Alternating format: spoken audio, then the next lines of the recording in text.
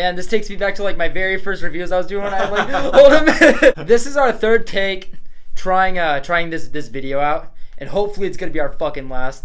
This shit kept coming up. But this is me and my best friend Tyler's top 10 movies of 2020 plus honorable mentions. So with 2020 being the year that it was, this was the year to crack down and watch fucking movies. We just had no fucking choice. But with saying that, there was a lot of depression, a lot of sadness. I missed movies such as the Five Bloods, Minari. I missed The Happiest Season. I missed a lot of different movies that he's probably actually going to talk about. And there's probably honorable mentions, or even good movies that I wanted to put on my list, but they just didn't crack it, or I'm just not thinking about them. We're also going to be doing a part 2 follow-up to this video, which is going to be our 20 most anticipated films of 2021. Yeah. So exciting. Without that, without further ado, with that being said, let's go into our honorable mentions. So my first honorable mention I'm going to pick is Sound of Metal. I thought Riz Ahmed's character completely sold the movie, and I thought that with it was very relatable as a character. And I thought that although it didn't really hit me emotionally with the material that the movie was actually going for, with the subject material, I still thought that with the nature of this unique character and everything, it really worked for me. My second honorable mention is going to be Borat's subsequent movie film. I thought that it was not only a good sequel, but it was also a pleasant surprise, and it was even better than the first, in my opinion. And my third honorable mention is going to be Come Play, a horror movie that got more or less mediocre reviews that I actually thought was a better horror movie than many in recent memory. My first honorable mention is the Hulu comedy The Binge, which is like take on The Purge. One night a week or one night a year, partying is legalized, and then after that night, it becomes criminalized, and it's about these 3 high school guys who decide, like, hey, let's go get shit-faced on this one night. It's very Superbad-esque, a lot of fun. Second one is Becky. Kevin James, neo-Nazi thriller. I did enjoy Becky. Yeah, that one was a lot of fun. Very Home Alone-esque. Yeah, that was when I forgot. That movie was violent, dude. Oh, extremely. It was really bloody. Fucking insane, that movie. All right, another one, Deerskin, new film from the director of Rubber. Just equally as strange, if not stranger. Guy puts on a jacket and basically he believes the jacket is telling him to kill people. Yeah, there's also like movies like Zipper or Killer Sofa. I haven't watched them. I don't. I've never fucking heard of these movies in my life. I think they're like Amazon Prime, like low budget films. All right, my other honorable mention is My Hero Academia. The My Hero Academia movie that came out this year. Yeah, I heard it was really good, but I haven't watched the show, and I'm not a huge anime fan, but yeah. I've been like rewatching or like catching up on some anime, or at least like movies I wanted to see. I saw like Your Name this year and Weathering with You.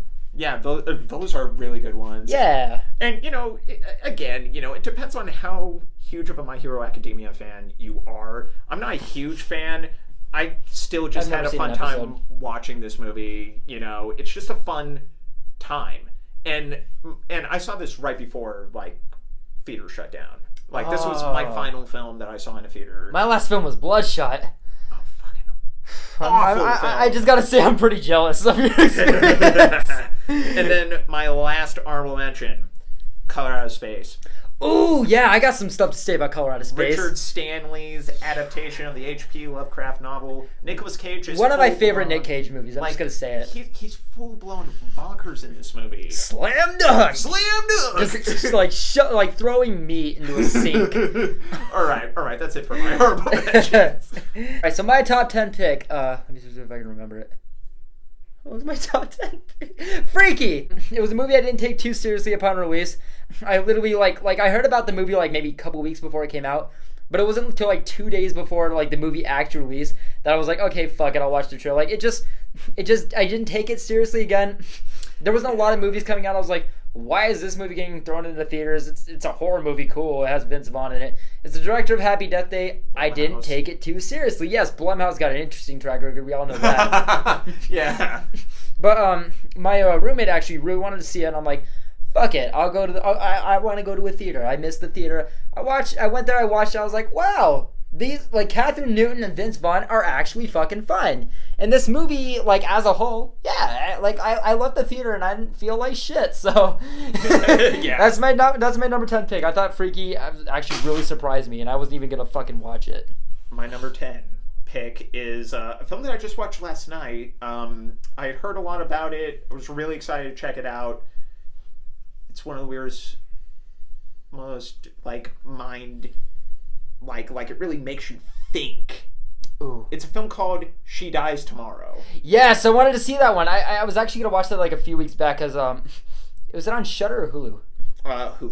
Hulu. Yeah, I saw the preview and I'm like, okay, so this chick's like paranoid and like has like the whole like fear of death thing and like yeah, I saw the preview and I'm like, okay, it looks different. It looks like it could be good. Cool plot. So first thing I gotta pinpoint, this is a Neon release, which Neon is a company that's been coming up and up. Loose. Like, did you see Loose? Yeah. Like, keep an eye on Neon. Like, these guys Neon's done some good shit. They did Borg and McEnroe. And they're just a lot of indie films. And they're just getting better and better with each film. A lot of indie films, So, this was a Neon release. It's written and directed by Amy Seimetz, who has done, like, a lot of, like, low-budget films in the past. She even did, like, the Star series, the Girlfriend Experience, which is also really good. I haven't heard of that one. This is her first, like, big movie. It's not like a huge movie. It's still low budget, but this is like at another level, you know. And basically, you're right. It's about a woman who is paranoid because she believes she's going to die tomorrow. And basically, she tells her friend this, and then suddenly she starts to freak out, and she's like, maybe I'm gonna die tomorrow. And then this keeps spreading like a plague. What is like the meaning behind it? Like, why do they feel like they're gonna die tomorrow? Why do they? I have questions, but I don't want to ask much because I don't want spoilers. Again, I can already tell you it does not get explained. This is not one of those sorts of movies. This is a very like make it your own interpretation type of movie. Well, it made your top 10, so I'll give it a shot. And it is very existential, and you get like a lot of guest appearances from actors that I didn't even think were going to be in this thing. I don't want to spoil some of it, but you know, it's just a genuinely weird film, and yeah, I found myself completely engrossed in this. I'm definitely going to watch it. Number 10. Very cool. Very cool. Nice. Number 9 is Tennant. I knew this was coming. God damn it! Don't you even fucking start with me. Okay, let me explain. Let me explain. This just feels like a movie that shouldn't have been able to be made. It was a movie where, yes, it was a headache. Yes, it was a lot to take in. Yes, I don't know what the fuck was going on. But after I left the movie theater, I was like, damn it. Yeah, I don't know what the fuck just happened, but the fact that was able to even happen on screen. Yeah, I mean, it's visually beautiful. I mean, again, you know, it killed a lot of brain cells with me. I don't know what the hell was going on. I mean, and that's typical. You know, I mean, we've seen Inception, and Memento, but Inception's a good movie, though. But yeah, no, like I left the theater and I'm like, okay. I mean, do I think that it's an amazing movie? No. Am I gonna watch it again? I don't think I'd be able to. But I'm happy that I experienced it. All right, I have one thing to say about this. Oh boy. Inception was a way better film than this. I like George C. Gordon-Levitt. This movie is like the antithesis of fun. Like, if you're going into this to have a good time and to shut your brain off, one, you're gonna hate it. Two, if you're like me and you're like, hey, I just want to see a cool Christopher Nolan movie, he even fails on that, Mark. Like, there's not even a lot of cool action sequences in this. It's a lot of John David Washington walking into rooms looking like tense. And like it was a cash grab to a big extent. I wouldn't call it a cash grab. Like, I feel like there's passion behind it. Like, it feels like a movie he wanted to make. I just didn't respond to this thing like at all. Like, I couldn't stand this movie. But that's fair. You know, I have heard some people like it. You liked it, and that's cool. You know, like I want Christopher Nolan to make more movies, just not ones like this. Like, this was a disaster in my book. All right, I'll take it. Okay. I've heard worse from you about this movie, so. I'm keeping the tiger in the cage, as they would say. Tiger in the cage. My number 9 is a film that I believe came out around Thanksgiving.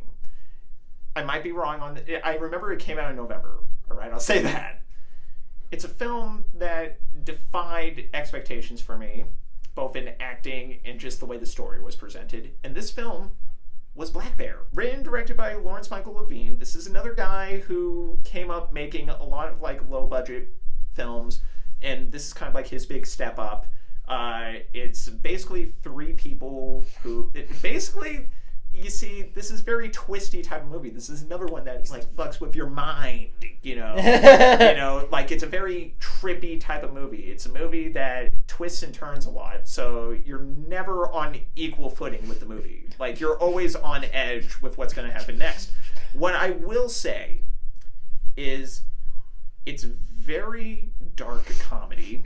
I didn't know what was real in it or not. Yeah, it's one of those types of movies. They even present it, like right at the beginning, she is a filmmaker. So a lot of what you're seeing may or may not be real. Again, I won't spoil that, because, you know, I think this is a genuinely great film and people should see it. But I will say that as an examination of the filmmaking process, and just as a dark comedy, this fucking thing is amazing. Like, this is one of the funniest, like, black comedies I've seen in a long time. Dude, she's given so much, because there are those scenes where it gets very emotional. It gets very dark. Yeah. And she's knocking this out of the fucking park. Like this, in my mind, I compared this performance a lot with Elizabeth Moss's performance in Queen of Earth. I don't know if anybody's seen that movie. Maybe I'm the only one who's seen it. I haven't seen Queen of Earth. I like Elizabeth Moss, though. But it was very on par with that performance, where you're taking this character and you're completely like you're giving Aubrey Plaza the performance, the best. Like, just the best performance I've seen this year. And it's probably not going to get nominated for anything. Damn, that's like a high title, best performance this year. Because wow, fuck the Academy Awards. You know, they'll never nominate it. Come on, they never nominated Hereditary, guys. Like, you know, they're never going to nominate a good movie, guys. Like, or they might nominate some Hereditary good movies. needed it. Hereditary deserved it. Yeah, fuck, but man. yeah, like, this film is going to get totally snubbed because, again, not a lot of people saw this movie, I think. Mm-hmm. But I feel like it deserves to be appreciated. So that's my number 9, Black Bear. That was good. I like that. Thank you. Yeah.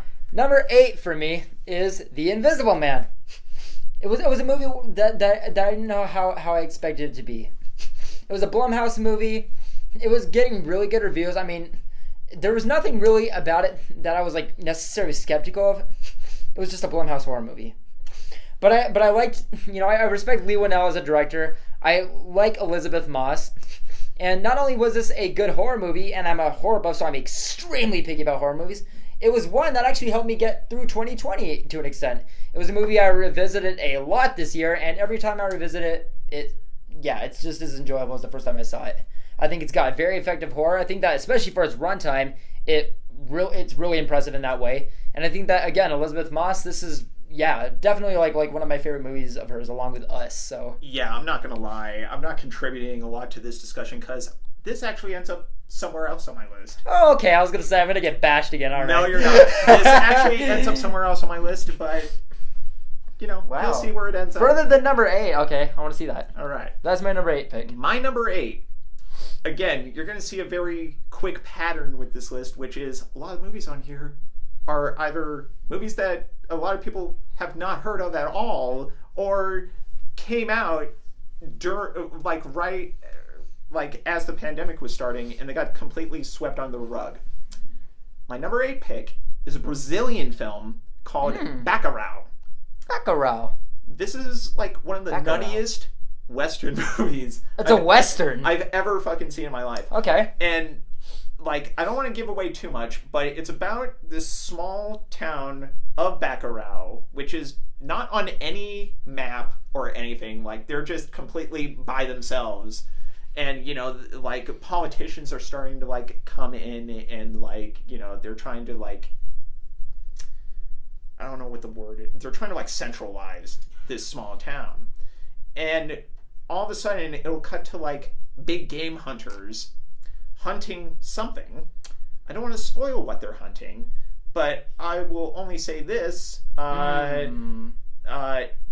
It all builds to the most awesome piece of violent entertainment I think I've seen in like years. Like, Jesus. That's a fucking title. Like divine retribution at its finest. Like basically, like I was cheering at the end of this thing because it shows just how resilient people that you wouldn't normally think would be resilient are. And I thought it was just brilliant. So Jesus back around Christ. number 8. Number 8. Damn. What was my number 7? Oh yeah, I remember. Number 7. One of the first films I saw this year, The Gentleman. Yes. I thought it was easily one of the funnest times I had at a theater. Matthew McConaughey killed it.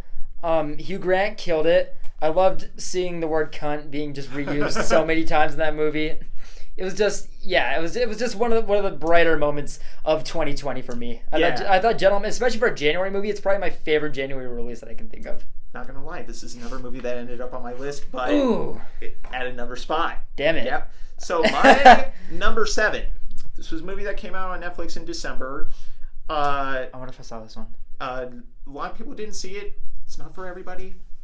But I feel like fans of film in general, and not the particular film that it's based on, or what it's talking about. Yes. I feel like just fans of film are going to eat this fucking movie up. Mank! Gary Oldman plays Herman Mankiewicz, who wrote Citizen Kane.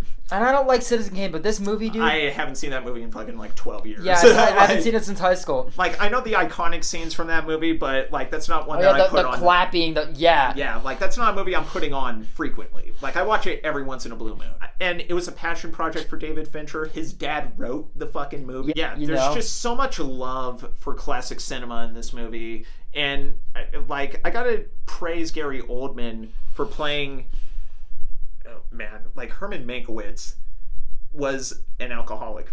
He drank a lot. Gary Oldman has to play this. He's literally a drunk character. Like, a lot of his scenes... There are some scenes where, he's lucid and he's fine and, he's, like, writing and stuff. But a lot of his scenes, he's got to play them drunk off his ass.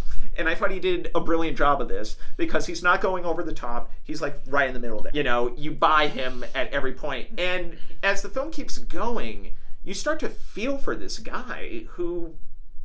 again, I don't want to spoil it, but, let's just say that Citizen Kane, in its own way, is an FU to the studio system. And I absolutely love this movie. Again, not everybody's cup of tea, black and white cinematography, literally looks like a film from the 30s. Like, again, not for everybody, but if you are a fan of, like, classic cinema and you want to learn more about the writing process of what many consider to be the greatest film ever made, again, not my personal opinion, but if you want to see the process of that, I highly recommend this movie. I really, really like this movie a lot. So that's my number 7, Mank. Number 6 for me is going to be an indie film, IFC Midnight's Relic. Ooh! I thought that it was a very original horror movie. I thought the performances were on par. I thought the theme that it was taking on, dementia, I thought that was crafted and displayed very well. And I thought that the horror movie, I mean, again, as a horror buff, I'm very picky with horror movies. And usually it's either like, like the characters just didn't fit, or, which was a case in, I don't know if you saw The Dark and the Wicked this year. Oh, yeah. I thought as a horror movie it was fine, except the characters just didn't seem to... really grab you. Yeah, they just didn't seem to do all that just like I felt they could have. Where in this case, it was like everything, I felt like it wasn't explosive, it wasn't dynamic, but everything that was here, literally everything that this movie offered, I was like, okay, let's do this, Fucking directorial debut. Yeah. Like, I feel so bad that I can't remember the director's name off the top of my head, but she's going to be a talent to watch, like, for sure. This is easily like one of my And favorite Emily horror Mortimer. This might be my favorite horror film this year. And Emily Mortimer is amazing as the daughter. Yeah. Of all the performances all the actors are great, but I thought Emily Mortimer really knocked it out of the park. Okay, my number 6 is a film that again wasn't widely known to many people. It came out around October. I think it came out like right before Halloween. This isn't a horror movie per se. There are horror elements, but I wouldn't call this a horror film. It's actually another dark comedy. Ooh.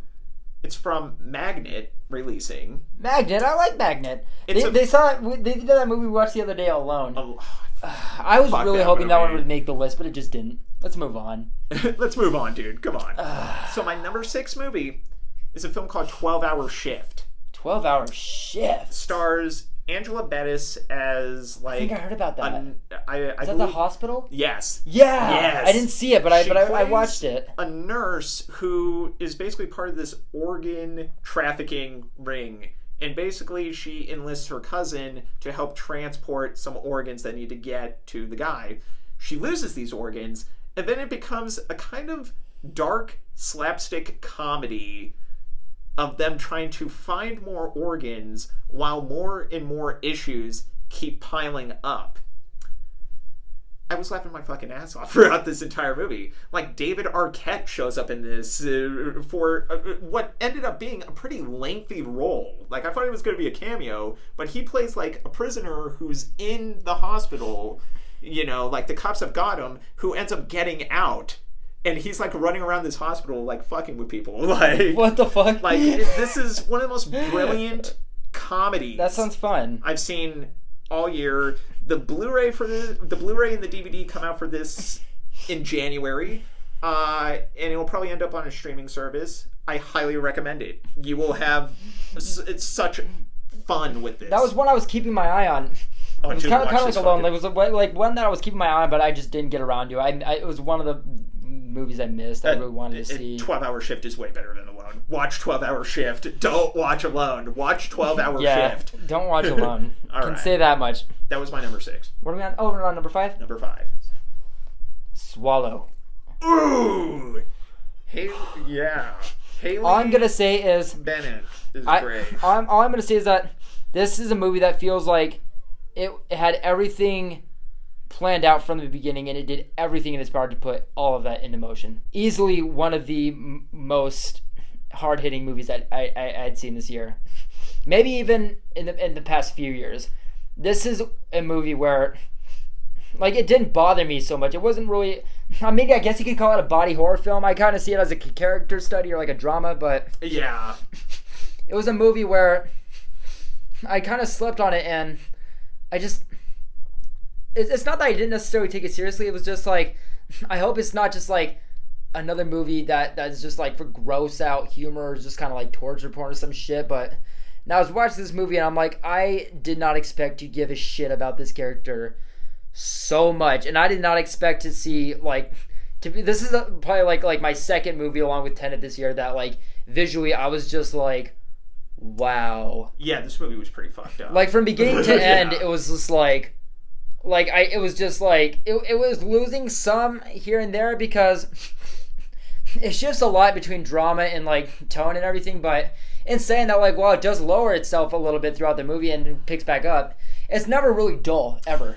No, it's a movie that's straight out, like just straight through is like it's a stunning film. It really is. This movie was really fucked up. Like, I dug this movie. It just didn't get on the list because I saw a couple of better movies, I didn't expect it to be as mature or as personal as it really is. I did not expect that about Swallow. But alert here, it's fucked up. Like, it's a she's doing things to herself that you don't want to look at. Like you want to like look away sometimes, Like, and I like that it wasn't just triggering in that aspect, but this is my favorite thing about the film is like, it's not just like this girl that's just doing these fucked up things just for like disgusting humor. She's doing it for a reason. She's doing it because something emotional is going on. Yeah, it's not just to fuck with the viewers, or just for like entertainment viewers purposes, but she's like doing it, and you see why she's doing it. You get a real, like, in-depth look of her character. You get her background story. You find out who this girl is, where she comes from, and why she's like this. Yeah. And not only that, but how the story goes about that. Not just the material that comes into play with that being said, but how it depicts it, how it all plays out. I was just like, by the end, I'm like, dude, this is a movie that, you know, if you can handle it, I want people to see. And by the way, movie I think people should see. Yeah, me too. Also, Haley Bennett probably not going to get nominated for anything in this movie. She was also getting another movie this year, The Devil All the Time, which I thought was for the most part, I thought it was a good movie. Yeah, it was all right, but. Yeah, I thought that one was a bit overlong, but there was just too much to focus on in the movie. Yeah. There's way too much that they were trying to work with. But yeah, you know, she's not going to get appreciated for this performance, and I totally think she's deserving of appreciation. She goes out on a fucking limb. She deserves praise for it. And yeah, she's doing so much, but so little at the same time. Yeah, she it's just brilliant. Yeah, one of my favorite performances of this year. Brilliant fucking work. If not my favorite. All right, number 5 pick. Oh, I just realized we're in the top 5 now. Yep. Ooh, very cool. My number 5. This was a film you were talking about a couple minutes ago. The Invisible Man. Elizabeth Moss is fucking amazing in this movie. She's really good. Hot take, I like this way better than Lee Whannell's Upgrade. I think this is a way better film. Yeah. I thought the end of Upgrade was garbage. I don't even know how I feel about Upgrade. I need to rewatch it. Like, this film, I've seen this thing like 9 times this year. I bought the Blu-ray like the minute it fucking came out. Absolutely. Like, there's just... The second quarantine happened, I was like, oh, this movie's going to help so much. Like, my God, man. Like, there are just so many scenes in this that are, like, tense. Like there's just, like, the scene where she's, like, in the kitchen. Like, you know, if you've seen the movie, you know what I'm talking about. The cinematography of that scene, and then the restaurant scene. Yeah. Dude, I had such a fun time with this movie. I'm not going to lie. One aspect of that scene made me laugh a bit because it looked like something was on strings. I won't say what it is for people who have not seen it, but if you've seen the movie, you will know what scene that we're talking about. It looked like an object was kind of on strings, who like they forgot to CGI it or something. The movie didn't exactly scare me, but what it was trying to do, when it was trying to scare people, I thought, it was fun. Yeah, it's a movie where it's like, it didn't make me jump or make me hide myself, but I was watching the movie and I'm like, okay, all right, let's go. I would. It was a fun horror movie. Yeah. It was very fun. I would go as far as to say this is the best fucking Blumhouse movie this year. Like, seriously. It certainly wasn't fucking You Should Have Left. Or The Hunt. Fantasy Island. Fantasy Island. I'm trying to think of other ones, but there was too many this year to count. Blumhouse. So many misses this year, guys. Like, get it together, Blumhouse. Like, you're such a great fucking studio. I know, like what happened to fucking, like Get Out and fucking... Didn't they do Creep? Yeah, they did. Yeah. What happened? Don't worry about it. Dude, the heavy hitters are coming next year, man. And we're going to be talking about those in another video. That's right. Yeah. Fucking hell. That's going to be such a reckless video. All right. But that's my number 5. Yeah, I loved Invisible Man. I'm in. All right. My number 4 pick is going to be a movie we mentioned earlier, Color Out of Space. Ooh. I think it's one of my hands down favorite Nicolas Cage movies, up there with... I'd say my top 3 Nicolas Cage movies are probably Joe, Color Out of Space, and Bad Lieutenant. This is easily, like one of my favorite experiences this year in the theater. I think I went and saw that with you, and it was one of those movies where it's like, as a writer, H.P. Lovecraft, I don't really read his material. I know, like who he is and everything. My roommate is like biggest fucking fan of H.P. Lovecraft, but. Like watching this movie, it was like, okay, this feels like the best way that you can do, like, what's the word? Like get that retro kind of horror movie feel. It felt like a very good throwback. It felt like an old school horror movie that, wasn't that we hadn't really seen before. Like, it's not exactly original. It's not something where it's like, it's one of a kind, but as a movie that's taking on that kind of territory and that kind of feel, especially for Nicolas Cage and everything. I thought it was great. Yeah, this was a huge comeback for Richard Stanley, man, who was basically like he was blacklisted from Hollywood for like years. I think he's got another movie coming out.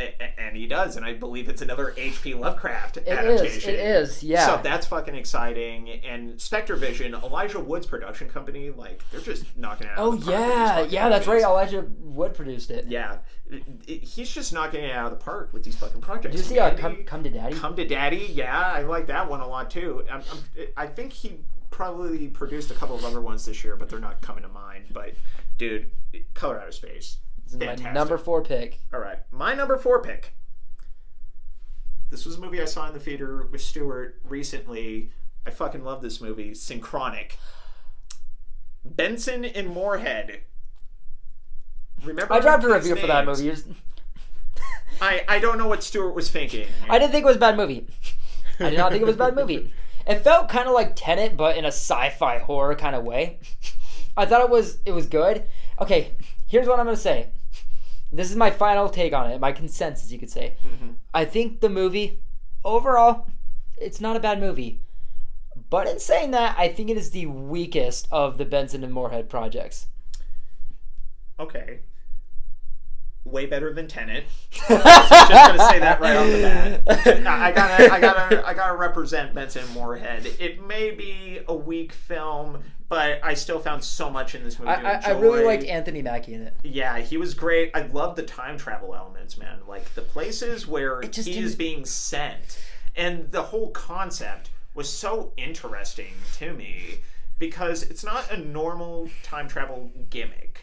I'll say that. That's time travel, fair. But it has to do with where you're at a specific point. I just think that emotionally, like the value of the emotion, like the emotional value, just could have been so much stronger. It could have been so much stronger. There was times where it's like I knew what they were going for, but I was just like, it's just, I feel like it could be better. Guys, don't listen to Uncle Scrooge here, okay? This is... What a Grinch. No Christmas spirit. Like, this is... I'm telling you, if you like time travel films, you will eat this fucking movie up. Because, again, it's not standard time travel. It has to do... You know what? I was kind of reminded of that Project Power movie from Netflix. Oh, because yeah, I didn't see that one. It has to do with a drug that causes you to travel to a certain point in time. In Project Power, isn't it like a drug that makes you into like a superhero? Yeah. Yeah, I didn't care really too much about it. Worst movie. I mean, Project Power is just a bad flick. But what they do with that idea in this film, Synchronic, I think a lot of people are going to really get behind this gimmick. And yeah, and at the end of the day, it's like, did I have fun with the movie? Yeah, I had a great time with this movie. I had a fucking ball with this movie. And I think other people will too. So Synchronic, number 4. I was kind of tired at the end. Number 3. Oh, God Christ. Here we go. 3. I'm scared. The favorite animated movie that you do is Onward! I thought it was great. I saw this movie twice in the theaters. I thought it was so much fun. I thought the whole, like, dad value of it and the son, I was like, dude, relatable, and here comes Pixar with the emotions. And I watched Soul, and I'm like, Soul is beautiful, but... Just getting my... I was sadder with Onward. Hot take. I didn't like any of the Disney films this year. Damn, ouch, what a Grinch, right, guys? I felt like Onward was, again, its message was too on the nose. Like, I'm not an idiot. Like, I understand what you're trying to do here, but you're failing at every point because you're not convincing me that these characters' journey is as important as it should be. That's fair. I just felt like it was a relatable, character-wise. Yeah. Listen, that's a big thing for me. Like, I could definitely relate to this movie, but again, it's that thing of, do I buy these characters' journey? And I didn't. I didn't buy it for a single second. I actually did like a face palm at the end of this movie. See, and you didn't like Onward. I really didn't. I actually looked over towards the person that I saw the movie with, and I was like, "This was really bad. Like, this is bad. Like, this is like Pixar at their most corniest." That's kind of how I felt about Soul.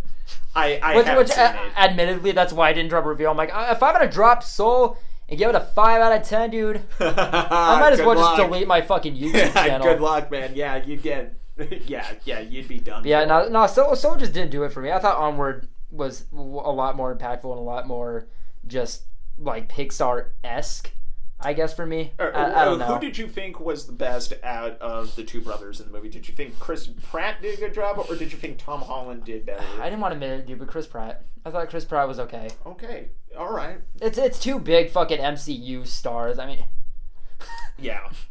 All right. My number 3, another movie you talked about earlier, way higher on my list.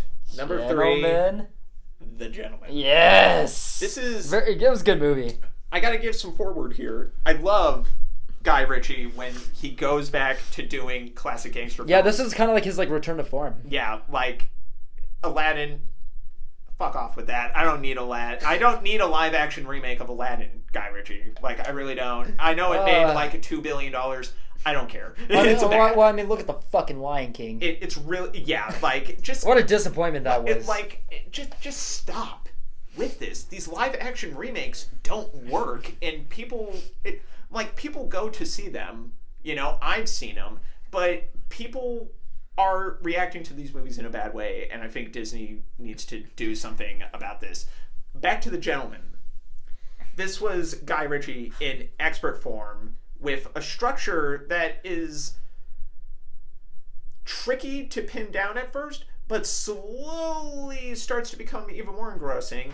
You got Hugh Grant in this thing, Hugh Grant was doing great. Like the best, good. Like he's just such a conniving asshole in this movie. Like he's a dick. Like there's just a scene where he's talking about Kobe beef, and I'm like, wow, all right, Hugh Grant's back. You know, you got Matthew McConaughey. You know what? One downside of this movie, I thought McConaughey was sleepwalking. He seemed half asleep through most of his scenes. Like, there are scenes where he has to be, like, menacing. Like, he's, like, pointing a gun at somebody. And I'm literally going, like, I don't believe anything this guy is doing. Part of me wants to blame McConaughey, but also part of me wants to blame the direction of the character. Like, some of me wants to be like, Guy, you could have done way better with this character. Just in general, I don't know, but lots of great funny scenes in this. You know, you got Colin Farrell as like a dude who's like a coach who ends up being very integral to the plot. And you know, I love this movie. They're doing a TV series of it. I don't know how I feel about that. Which, how do you feel about that? I don't know how I feel about that either. Like, but I feel like that's what happens. Like, the second something gets more success than it should have, they go overboard with it. Like, it's like, whoa, like, chill. Yeah, there's going to be a TV show of this. I recommend watching the movie. Like, just watch the movie on this. It's a lot of fun. It did everything better than I thought it was going to do. Yeah, and, you know, and as a gangster comedy, like, it's hard to do. Like, how many of these have we gotten? Like, I don't think I've seen a good gangster comedy since, like, 2011 or something. Like, it's been almost a decade.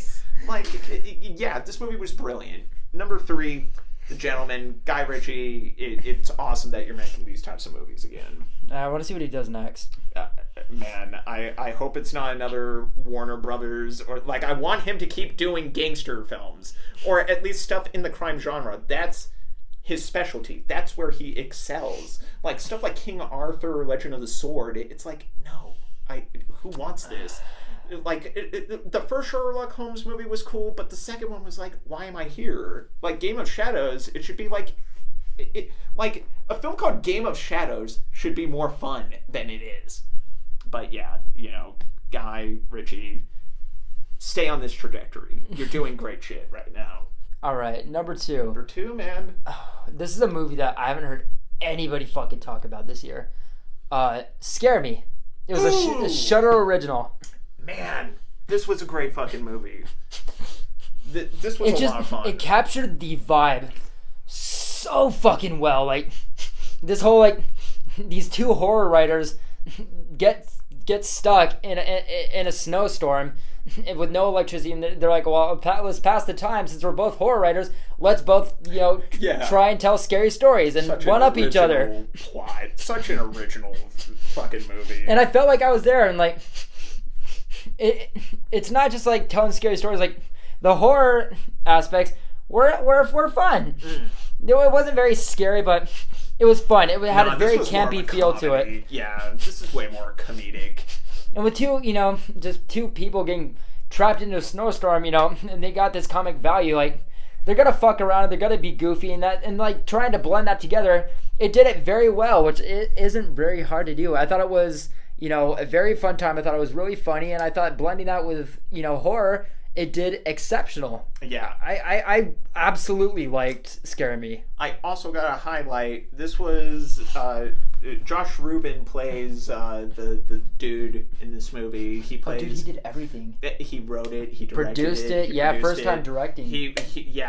Edited, I think, yeah. Yeah, like, this guy's gonna, like, you're gonna see more of this guy. And then Aya Cash as the horror writer who's successful. She had a very fun performance. Like, she's on You're the Worst. She's on The Boys right now. Like, so good. Like I'm really proud of both of them. This is one of the funniest movies I've seen in a long time. And again, there's not much going on. They're telling stories to each other. It's all based on sound design. Like, that's like the sound design in this fucking movie is cool. Like, the way that they're accenting a lot of like what they're saying with just different sounds. I'm like, yeah, you know what? This is brilliant. I thought the last act was the weakest part of the movie. Ending of this film is a pile of shit. It's real bad. It's very weak, but literally everything up to this point makes up for it tremendously. Everything up to this point is like, dude, if the ending was good, I might have given this like a 9 or something. Like this is like a high 8 for me. Yeah. Very good movie. Yeah. Very, very well done. And on Shudder. So, go check out Shudder. They're probably doing a free trial still. Go check that I love Shudder, dude. Yeah. Shudder's my boy, dude. All right. My number 2 pick. So, remember how I said earlier, my list is going to be a lot of movies that are underrated or haven't been seen by a lot of people.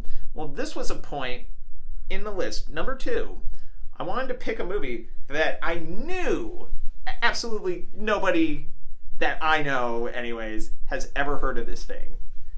This is a Russian horror film called Sleepless Beauty. Did you see Sputnik?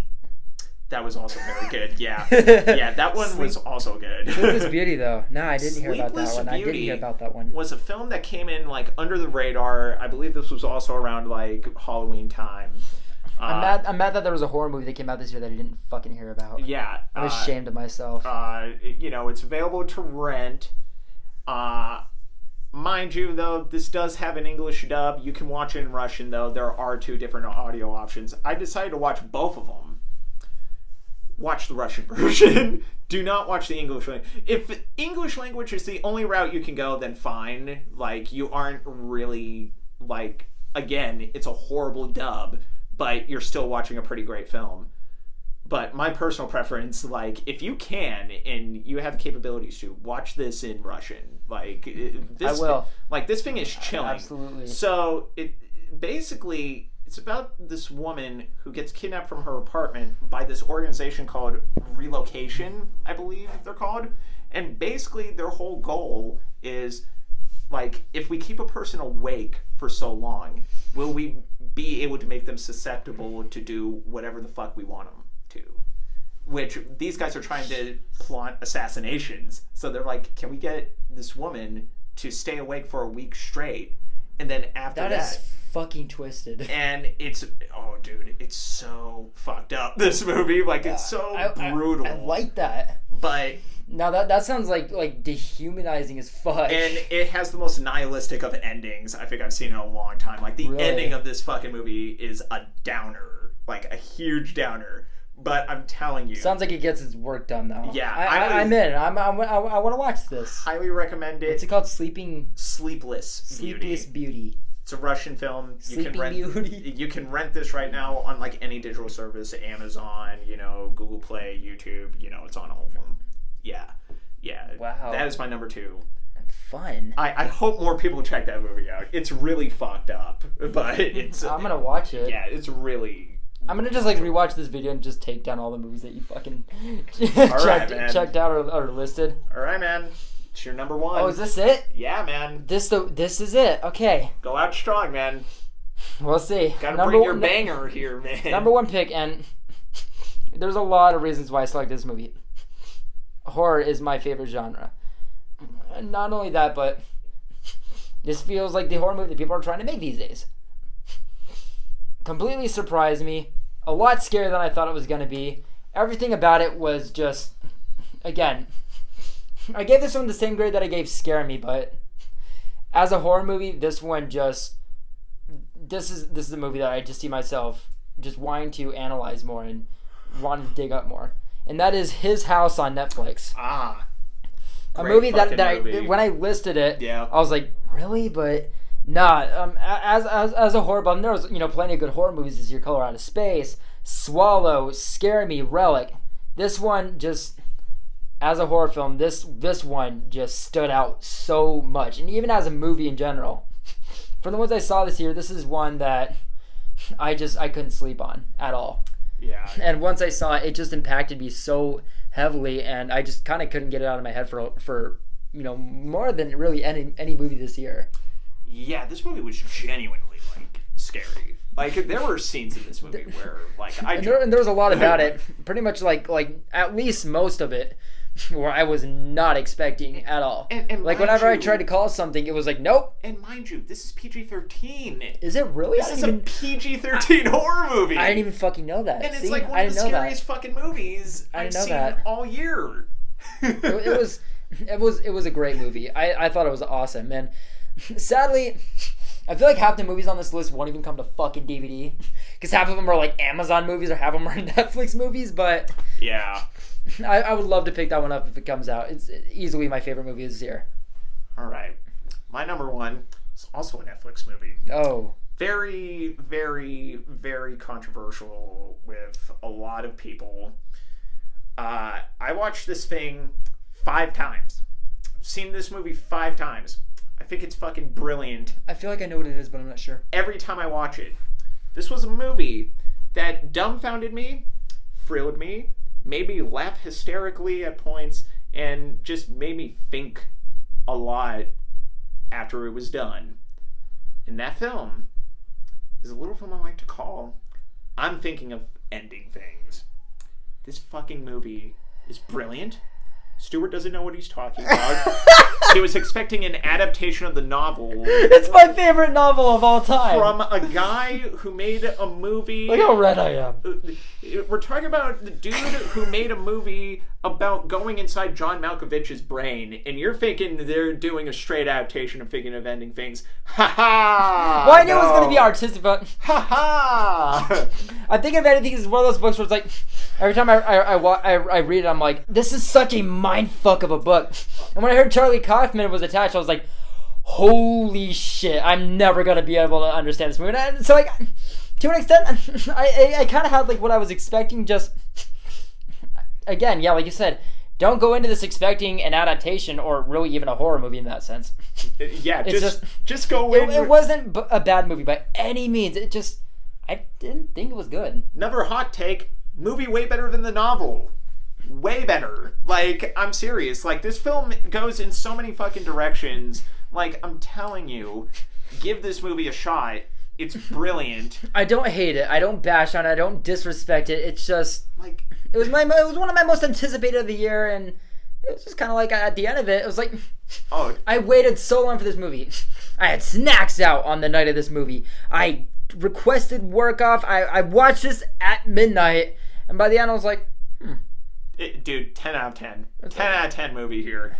And I think it's going to get a best screenplay Oscar. I will say this. I can see it landing in the Oscars. I will say that. And Charlie Kaufman is just brilliant. Like, being John Malkovich, adaptation, Eternal Sunshine of the Didn't he do Spotless Synecdoche, New York as well? Synecdoche, New York. Yeah. Anomalisa. And now Thinking of Ending Things. He's not a bad filmmaker at all. It's brilliant. And I urge you, watch it. Read the book, too. Yeah, if you want to read a book, I read that book 3 times this year before the movie. Yeah, if you want to read a book that's just predicated on a twist, then fine. I think the book is great. But if you want to watch a movie that doesn't have to book. rely on twists, but relies more on participation, active watching, like actually like paying attention to this movie, and it rewards. Fun fact. Ian Reed, the writer, actually worked on this movie too. Yeah, I know, and he fucking loves the movie. He thinks the movie's brilliant. Like, literally... It's not a bad movie. I didn't bash it. I give it a 6.5. Literally, the only guy... That's a good score. ...that I've heard say, wasn't what I wanted, is this guy right here, man. Everybody else I talk to about this movie is like, oh my god, like, I can't believe, 1, Netflix gave him the money to do that, and 2, why didn't more people watch this? Call me a hipster. Call me a bastard. I thought it could have been better. Best movie of the year. 10 out of 10. It's not bad. It's not fucking Peninsula or Antebellum. It's better than Tennant. Better than Tennant. Tennant's a little bit of an... I'm not going to say anything. Better. I'm not going to say anything because I don't love Tennant. I respect it.